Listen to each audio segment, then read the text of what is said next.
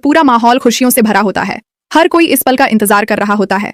लेकिन जैसे ही रिमझिम अपने दूल्हे को वरमाला पहनाने के लिए आगे बढ़ती है, तभी अचानक उसका पैर कारपेट में फंस जाता है और वह संतुलन खो बैठती है।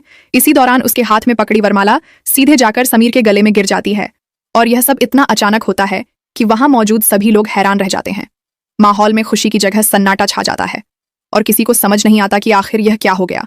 तभी अमायरा का गुस्सा फूट पड़ता है और वह रिमझिम पर बरसते हुए कहती है कि तुमने यह क्या कर दिया। आज तुम्हें अपने दूल्हे को वरमाला पहनानी थी, लेकिन तुमने समीर को पहना दी। यह कितना बड़ा अपशगुन है।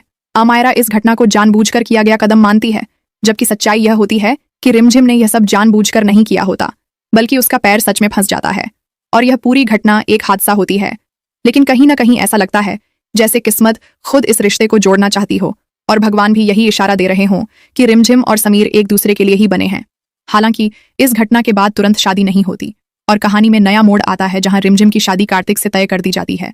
यह सुनकर समीर अंदर से पूरी तरह टूट जाता है, लेकिन वह अपनी भावनाओं को छुपा लेता है और कुछ नहीं कहता। वहीं दूसरी तरफ रिमझिम भी समीर को जलाने के लिए कार्तिक के करीब जाने लगती है और इतनी करीब चली जाती है कि समीर खुद को संभाल नहीं पाता और अंदर ही अंदर घुटने लगता है। उसे समझ नहीं आता कि वह इतना परेशान क्यों हो रहा है, क्योंकि वह खुद ही रिमझिम की शादी किसी और से करवाने की बात कर रहा था। लेकिन अब जब वही बात सच हो रही है तो उसका दिल टूट रहा है। यहीं से साफ हो जाता है कि समीर भी रिमझिम से बेहद प्यार करता है, लेकिन अभी तक उसने अपने दिल की बात किसी से नहीं कही है।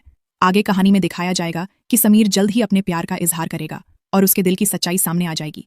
वहीं दूसरी तरफ इस घटना के बाद पूरे परिवार में हड़कंप मच जाता है और मेहमान भी इस अजीब स्थिति को देखकर बातें करने लगते हैं, क्योंकि समीर ने खुद इतने रिश्तेदारों को बुलाया था ताकि रिमझिम के लिए एक अच्छा रिश्ता चुना जा सके, लेकिन इस एक गलती ने सब कुछ बिगाड़ दिया।